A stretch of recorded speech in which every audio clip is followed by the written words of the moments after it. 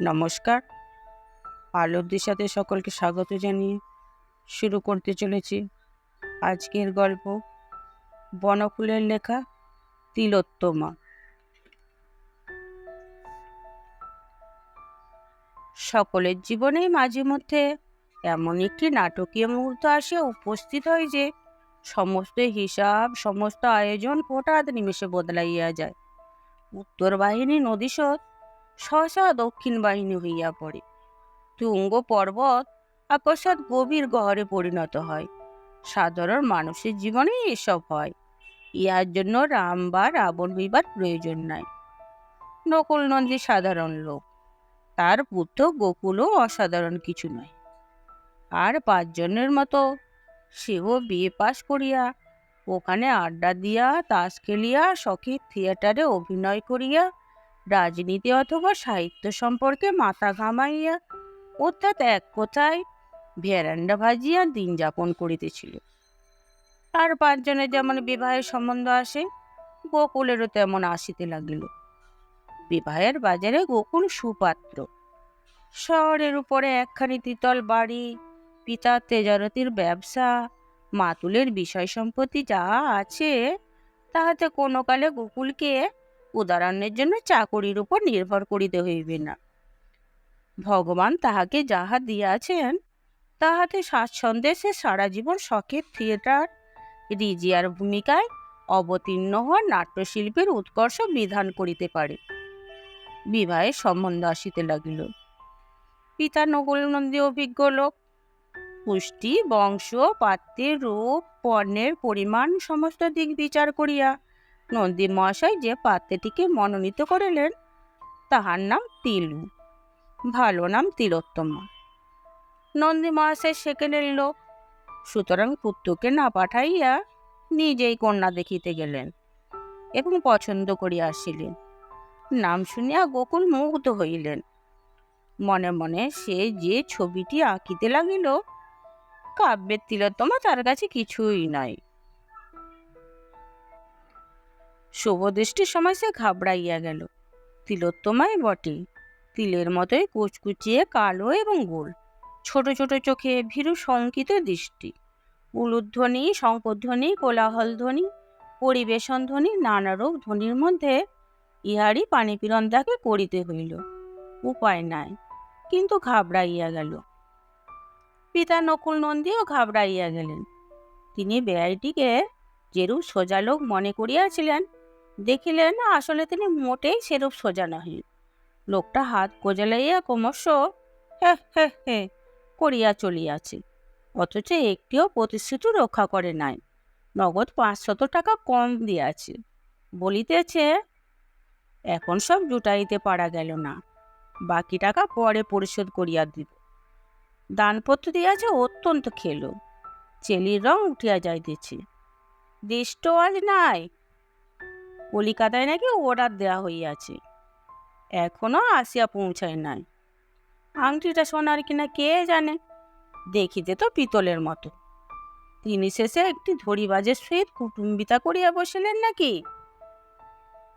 তখন তিনি যাহা যাহা দাবি করিয়াছিলেন, লোকটা তাহাতেই রাজি হইয়া হাত কোজলাইতে কোজলাইতে ঘাড় নাড়িয়াছিল। দাবি অবশ্য একটু বেশিই করিয়াছিলেন, কিন্তু বেশি টাকা না পাইলে ওই কুচ্ছি ধাঁধামুখো মেটো মেয়েকে পুত্রবধূরূপে বরণ করিয়া লইবেনই বা কেন তিনি? সব জিনিসেরই তো একটা হিসাব আছে। কিন্তু এ একই কাণ্ড। ওই অতি বিনয়ী লোকটার নিকটে ব্যবহার কে প্রত্যাশা করিয়াছিল? বাড়িতেও যৎপরা নাস্তি গাল খাইতে হইল। বকুলের মা উচ্চকণ্ঠে এ কথায় বারবার বিকশিত করিতে লাগিলেন যে নকুলের ভীমরতি ধরিয়াছে। তাহা না হইলে কেউ সজ্ঞানে নিজ পুত্রের জন্য ওই পেদনিকে বউ করিয়া আনিতে পারে? ছি ছি ছি। নকুল মিথ্যা কথা বলিয়াই রেহাই পাইলেন। ও মেয়ে আমায় দেখায়নি। আমি যে মেয়ে দেখেছিলাম তার টকটকে রং, একটির চুল, দিব্যি চোখ মুখ, গোলগাল গরম। চোর চোর, জোর চোর ধরিবাজ বেটা। ছেলের আমি আবার বিয়ে দেব। সকলের ইহাতেই সাই দিল, এমনকি গোকুলও পর্যন্ত। তিলোত্তমার সহিত আলাপ হইল বই কি, একটা জিনিস গোকুল লক্ষ্য না করিয়া পারিল না। তিলো ভারী ভালো মানুষ, মুক্তকেশী বেগুনের মতো তাহার মুখখানিতে ভালো মানুষে যেন মাখানো। লাজুকও খুব, অনেক সাধ্য সাধনা করিয়া তাহার সহিত আলাপ করিতে হইয়াছে। আলাপ করিয়া সে অবাক হইয়া গিয়াছে। তাহার বাবাকে সকলে মিলিয়া এত গালাগালি দিল, তাহাতে তাহার ভ্রূক্ষেপ মাত্র নয়। সকালে সূর্য উঠিলে বা বর্ষাকালে বৃষ্টি নামিলে সে বিস্মিত বা বিচলিত হয় না। এই ব্যাপারে হইল না, বিবাহের ব্যাপারে এসব হইয়া থাকে। ইহাতে আশ্চর্য বা দুঃখিত হইবার কিছুই নাই। নকুল নন্দী তাহার সম্পর্কে যে মিথ্যা ভাষণ করিয়াছিলেন, ইচ্ছা করিলে সে তাহার প্রতিবাদ করিতে পারিত, কিন্তু সে করিল না। সসংকোচে চুপ করিয়া রহিল। বকুলকে স্বামীরূপে পাইয়া সে কৃতার্থ হইয়া গিয়াছে। অকারণ বাদ প্রতিবাদের প্রয়োজন কি, সে প্রতি মুহূর্তে অনুভব করিতেছে সে গোকুলের অনুপযুক্ত, অনধিকারী হইয়াও ভাগ্য বলে সুখস্বর্গে প্রবেশ করিয়াছে। কলহ কোলাহল ভুলিয়া এ আনন্দলোক হইতে নির্বাসিত হইতে সে চায় না। গোকুল বলিল, মা বাবা বলেছেন আমার আবার বিয়ে দেবেন। তিনি চুপ করিয়া রইল। উত্তর দিচ্ছ না যে? বেশ তো, হিন্দুর ঘরে হয়তো এমন। তোমার কষ্ট হবে না? আমার না। একটু চুপ করিয়া পুনরায় কহিল, হলেও তোমার যদি তাতে সুখ হয় সে কষ্ট সহ্য করব। বকুলের মনে হইল ইহা অভিমানের কথা, কিছু বলিল না। বছরখানেক কাটিয়া গেল। তিলুর সমাধি মোহমুক্তি হইবার পক্ষে 1 বছর যথেষ্ট সময়। না জানে লেখাপড়া, না জানে গান বাজনা, না জানে হাব ভাব, না আছে রূপ, না আছে গুণ।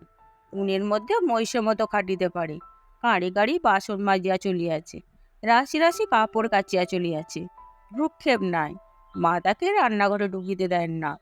সে বাহিরের কাজকর্ম লইয়াই থাকি এবং তাহাতে ডুবিয়া থাকি। আকাশে চাঁদ উঠেছে কিনা, বকুল বনে পাপিয়া ডাকিল কিনা, এসবের খোঁজ রাখা তাহার সাধ্যাতি। নাট্যশিল্পী কবি প্রকৃতির গোকুল দমিয়া গেল এবং অবশেষে হাল ছাড়িয়া দিল। একটা চাকরানির সহিত কাহাতক আর প্রেম করা যায়? বাবা যদিও এখনো বেহাই গোষ্ঠীর উপর চটিয়া আছেন, কিন্তু দ্বিতীয়বার বিবাহের কথা তিনি আর উত্থাপন করেন না। স্বতঃস্ফূর্ত হইয়া গোকুলের পক্ষে মুখ ফুটিয়া সে প্রস্তাব করা শক্ত। এমন সময় বিধাতা একদিন মুখ তুলিয়া চাহিলেন। চন্দ্রগুপ্ত অভিনয় হইবে, সেলুকাস ও অ্যান্টিগোনাস অভিনয় করিবার লোক পাওয়া গিয়াছে, কিন্তু পোশাক পাওয়া যাইতেছে না। গ্রিক পোশাক আনিবার জন্য গোকুল কলিকাতায় যাইতেছিল। স্টেশনে টিকিট করিতে গিয়া তার চোখে পড়িল একজন বিধবা পৌরা ভিড়ের মধ্যে বড় বিপন্ন হইয়া পড়িয়াছেন। নিজের পটুলীয় কাপড় চোপড় সামলাইয়া তিনি কিছুতেই টিকিট করিয়া উঠিতে পারিতেছেন না। লোক চতুর্দিকে ধাক্কাধাক্কি করিয়া তাহাকে কেবল পিছাইয়া দিতেছে। গোকুল তাহাকে সাহায্য করিল, টিকিট কিনিয়া দিল। তিনিও কলিকাতায় যাইতেছেন, তাহার সহিত কোনো পুরুষ অভিভাবক নাই, সুতরাং গোকুলকে সে ভার লইতে হইল। গোকুলের কামরাতে তিনি উঠিলেন। গোকুল নিজের নানারূপ অসুবিধা করিয়া, এমনকি একজন প্যাসেঞ্জারের সহিত কলহ করিয়াও তাহাকে শয়নের ব্যবস্থা করিয়া দিল। পৌরা মুগ্ধ হইলেন। কামরা ক্রমশ খালি হইয়া গেল। পৌরা পুটুলি হইতে পান বাহির করিয়া গোকুলকে একটি দিলেন, নিজেও একটি লইলেন। তারপর চকচকে একটি রূপোর কৌটা হইতে খানিকটা জর্দাও বাহির করিলেন। গোকুল লইল না, অভ্যাস ছিল না। পৌর স্মিত মুখে নিজের মুখবিবরে খানিকটা নিক্ষেপ করিয়া বলিলেন, কপাল যখন পুড়ে গেল তখন একে একে সবই ছাড়তে হলো। এইটুকু কিন্তু ছাড়তে পারিনি বাবা। মুচকি হাসিয়া জানালা দিয়া মুখ বাড়াইয়া পিক ফেলিলেন। আলাপ শুরু হইয়া গেল। দীর্ঘ আলাপ হইল। দীর্ঘ আলাপের পরে পৌরা গোকুলের নারী নক্ষত্র সমস্ত জানিয়া লইলেন। গোকুলও মন খুলিয়া সমস্ত বলিয়া ফেলিল, কিছুই গোপন করিল না, করিতে পারিল না, এমনকি করিবার প্রয়োজন অনুভব করিল না। অর্থাৎ গোকুলও মুগ্ধ। সব শুনিয়া প্রৌঢ়া বলিলেন, তুমি যে আবার বিয়ে করবে বলছো, পাত্রী ঠিক হয়েছে কোথায়? এখনো হয়নি। আর এক খিলি পান এবং আর একটু জর্দা মুখে দিয়া প্রৌঢ়া বলিলেন, দেখো বাবা, তাহলে সব কথা তোমাকে খুলেই বলি। আমার একটি মেয়ে আছে। এই মেয়েটি হবার পরই আমার কপাল পুড়ে গেল। মনের মতো একটি পাত্র খুঁজছি। তুমি তো আমাদের পাল্টি ঘর, তোমাকে ভারী পছন্দ হয়েছে আমার। আমার মেয়েও কিছু নিন্দের নয়, যদি বলো তাহলে। গোকুলিয়া প্রত্যাশা করে নাই, কিন্তু কি বলিবে ভাবিয়া পাইল না। উষাকে আগে দেখো তুমি, তোমার যদি পছন্দ হয় তাহলে। আমতা আমতা করিয়া গোকুল বলিল, আমার স্ত্রী বর্তমান আছে, সে কথা জানবার পর আপনার মেয়ে হয়তো আপত্তি করতে পারেন। আমার কথার উপর কথা কইবে উষা? তেমন মেয়েই সে নয়। তাকে লেখাপড়া গান বাজনা সবই শিখিয়েছি, কিন্তু আজকালকার মেয়েদের মতো অবাধ্য তাকে হতে দিইনি। আর একটা স্ত্রী থাকলেই বা। তাছাড়া তুমি যখন আবার বিয়ে করতে যাচ্ছ, তখন সে স্ত্রী তুমি ত্যাগই করবে ঠিক করেছ নিশ্চয়। হ্যাঁ, কি বলো? তা তো ঠিকই। তাহলে সে স্ত্রী থাকলেই বা কি, আর না থাকলেই বা কি? হ্যাঁ, কি বলো? তা তো ঠিকই। উষা, উষা নয়, দ্বিপ্রহর। প্রখর রৌদ্র কিরণের প্রদীপ্ত স্বর্ণকান্তি তাহার সর্বাঙ্গে ঝলমল করিতেছে। চোখে মুখে চলনে বলনে হাস্যে কটাক্ষে বিদ্যুৎ। সেতারে অমন গৌর সারঙ্গের আলাপ গোকুল আর কখনো শোনে নাই। হাসির পর্দায় পর্দায় এমন গিটকিরি তাহার কল্পনাতে ছিল। গোকুল কুল হারাইল। ইহার মাসখানেকের মধ্যে প্রায় সব ঠিক হইয়া গেল। উষাকে লইয়া উষার মা চলিয়া আসিলেন এবং গোকুলদের বাড়ির নিকট বাড়ি ভাড়া লইয়া গোকুলের পিতামাতার সহিত কথাবার্তা চালু করিয়া দিলেন। উষাকে দেখিয়া গোকুলের মা শুধু মুগ্ধ নয়, আত্মহারা হইয়া পড়িলেন। গোকুলের বাবা আত্মহারা হইলেন টাকার অঙ্ক দেখিয়া। ইহার সহিত বিবাহ ঘটাইতে পারিলে মায়ের নামে নাকি কলঙ্ক আছে, যাহার জন্যই নাকি তাহার মেয়ের বিবাহ হইতেছে না, তাহা অবগত হইয়াও নকুলনন্দী বিচলিত হইলেন না। শুধু যে সেটা উপেক্ষা করিলেন তাহা নয়, বাড়ির অপর কাহাকেও জানিতে পর্যন্ত দিলেন না, পাছে বিবাহটা ভাঙিয়া যায়। যৌবনে অমন পদস্খলন দুই একবার সকলেরই হয়, উহা লইয়া মাথা ঘামাইবার প্রয়োজন নাই। ইহাই তাহার যুক্তি। উষা একটি শর্ত করিল, এবং সে শর্ত গোকুল, গোকুলের মা বাবা সকলেই রাজি হইলেন। বিবাহের পর তিলোত্তমাকে জন্মের মতো বাপের বাড়ি পাঠাইয়া দিতে হইবে। রাত্রি দ্বিপ্রহর। বিনিদ্র নয়নে গোকুল একা বিছানায় জাগিয়া আছে। কাল সকালেই উষার মা আমাকে আশীর্বাদ করিতে আসিবে। কই, তিলোত্তমা তো এখনো আসিল না। এত কাণ্ড হইয়া গেল, তিলোত্তমা একটি কথাও বলে নাই। তাহাকে একবার জিজ্ঞাসা করা কর্তব্য। গোকুল এপাশ ওপাশ করিতে লাগিল। সমস্ত কাজ সারিয়া তিলোত্তমা অনেক রাতে শুইতে আসে, খুব ভোরে আবার উঠিয়া যায়। তাহার দেখা পাওয়া শক্ত। গত 20-25 দিনের মধ্যে তাহার সহিত নির্জনে একবারও দেখা হয় নাই। এ সম্বন্ধে কোনো আলোচনাই হয় নাই। একবার জিজ্ঞাসা করা উচিত বই কি। গোকুল প্রতীক্ষা করিল। হঠাৎ গোকুলের ঘুম ভাঙিয়া গেল। দেখিল তিলোত্তমা সসংকোচে উঠিয়া যাইতেছে। ভোর হইয়া গিয়াছে। শোনো শোনো। কি? আজ আশীর্বাদ মনে আছে তো? আছে। দেখো, তোমার আপত্তি নেই তো?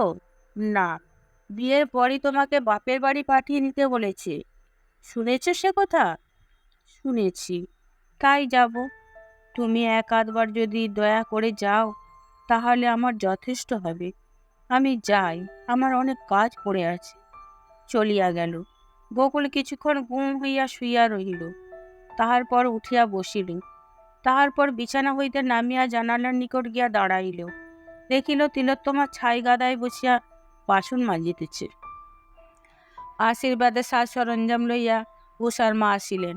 প্রচুর সাজ সরঞ্জাম, প্রকাণ্ড একটি ফুলের মালাও সঙ্গে আনিয়াছিলেন। মুচকি হাসিয়া বলিলেন, উষা সারা রাত ধরে নিজের হাতে মালাটি গাঁথিয়াছে। গোকুল স্নান করিয়া আসিল, কার্পেটের আসন পাতা ছিল। মালা পরিয়া গোকুল আসনে বসিতে যাইবে, এমন সময় গোকুলের মা বলিলেন, শাকটা বাজাই কে? আমার ঠোঁটের ঠিক মাঝখানে একটা ব্রণ হয়েছে আবার।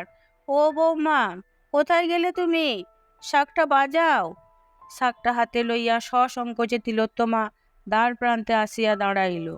শাকটা বাজিয়া উঠিতেই গোকুলের পায়ের নখ হইতে মাথার চুল পর্যন্ত যেন বিদ্যুতের শিহরণ বইয়া গেল।